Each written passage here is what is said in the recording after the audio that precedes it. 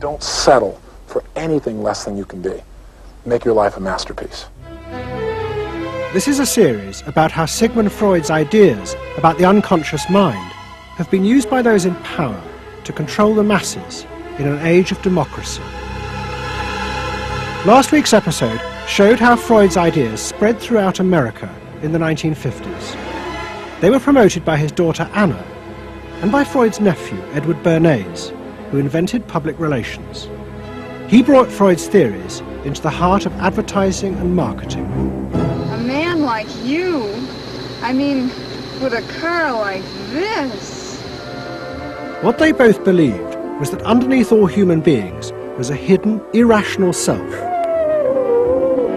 which needed to be controlled, both for the good of individuals and the stability of society. But the Freuds were about to be toppled from power by opponents who said they were wrong about human nature.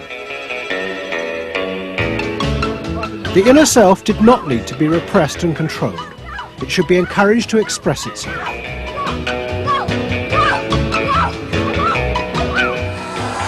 Out of this would come a new type of strong human being and a better society. But what in fact emerged from this revolution was the very opposite. An isolated, vulnerable, and above all greedy self, far more open to manipulation by both business and politics than anything that had gone before. Those in power would now control the self, not by repressing it, but by feeding its infinite desires.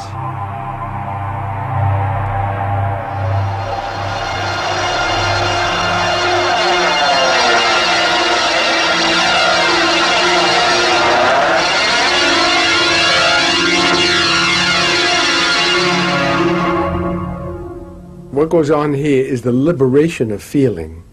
In other words, feelings, not just memories, that have been suppressed.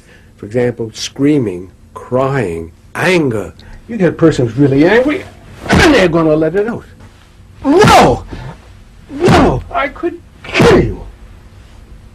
I'm an old man, listen, I can't get all the strength into this that young people would get if they have those feelings. That wasn't bad. In the 1950s, a small group of renegade psychoanalysts began a new form of therapy. They worked in small rooms in New York City and encouraged their patients to express their feelings openly. I want help. I do. I want help. It was a direct attack on the ideas of the Freudian psychoanalysts, who had become rich and powerful, teaching Americans how to control their feelings. In Freud's work, you see, they were afraid of the feelings. They believed that what they wanted was contained people, very proper, doing the right thing and living a proper life. That's what they wanted. But not an intense emotional life. Freud wasn't emotional himself. He's an intellect, Freud. I was an intellect too, I know, but I'm also more than that now. The leader of this group was a man hated by Freud and his family. He was called Wilhelm Reich. Reich lived an isolated life in a house he had built for himself in remote mountains near the Canadian border. Reich originally had been a devoted disciple of Freud's in Vienna in the 1920s. But he had challenged Freud over the fundamental basis of psychoanalysis. Freud argued that at heart, human beings were still driven by primitive animal instincts. The job of society was to repress and control these dangerous forces. Reich believed the complete opposite. The unconscious forces inside the human mind, he said, were good. It was their repression by society that distorted them. That was what made people dangerous. Reich and Freud had two fundamentally differing views about what was essential human nature. At its core, Freud saw an uncontrolled, violent, warlike, raging inferno of emotions. Reich said these things are not the way human beings are originally destined to be. They're the result of not permitting the original impulse to express itself. The underlying natural impulse, Reich argued, was the libido, sexual energy. If this were released, then human beings would flourish. But this idea brought him into direct conflict not only with Sigmund Freud, but Freud's daughter Anna, who believed that the sexual forces in humans were dangerous if not controlled. My father thought that you should liberate the libido and have freedom, and he developed a theory rather early that neuroses were due to lack of good orgasm, or any orgasm. And that was, Anna Freud, you know, was a virgin. I mean, this is very important because she never had a sexual relation with a man. And here was this man preaching that the way to health was through orgasm. And here was this woman who had been analyzed by her father because she was masturbating. So here's this woman who's opposed to sexuality, really, and here's this man who's preaching sexual freedom. I mean, there was bound to be a clash, wasn't there? The conflict came to a head at a conference in 1934 in Switzerland. Anna Freud, who had by now become the acknowledged leader of the psychoanalytic movement, forced Wilhelm Reich out. She destroyed his career. She got rid of him, very definitely. And I guess part of what I'm doing is getting rid of her. Explain.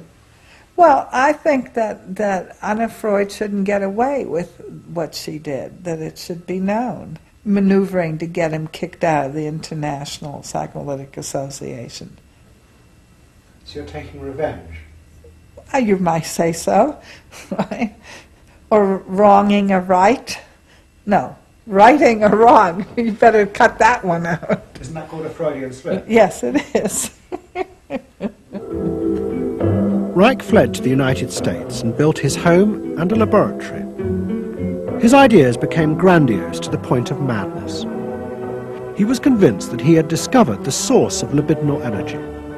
He called it orgone energy, and Reich built a giant gun, which he said could capture this energy from the atmosphere and concentrate it onto clouds to produce rain. He also said that the gun could be used to destroy UFOs, which threatened the future of the world.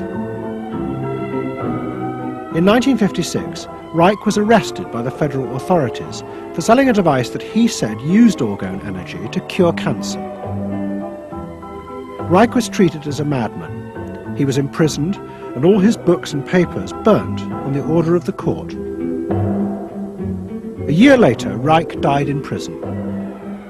To the Freudians, it seemed as if their main threat had been removed forever. But they were wrong. What the Freudians didn't realize was that their influence in American society was also about to be challenged, and in a way that would lead not only to their decline, but to the dramatic resurgence of Reich's ideas in America and throughout the capitalist world.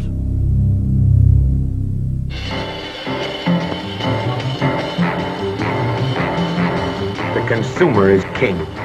His whim makes or unmakes manufacturers, wholesalers, and retailers. Whoever wins his confidence wins the game. Whoever loses his confidence is lost. By the late 50s, psychoanalysis had become deeply involved in driving consumerism in America. Most advertising companies employed psychoanalysts, and as last week's episode showed, they had created new ways to understand consumers' motives, above all with the focus group, in which consumers free associated their feelings about products. Out of this came new ways to market products by appealing to the hidden unconscious desires of the consumer. Neutral stimulus, memorability, sheer deception, great tilt-away steering wheel, a dream thing, the mistress. something intimate is going on. But in the early 60s, a new generation emerged who attacked this. They accused American business of using psychological techniques to manipulate people's feelings and turn them into ideal consumers. Advertising was manipulation. It was a way to get you to do something that didn't come out of you. It came out of somebody else. Somebody else said,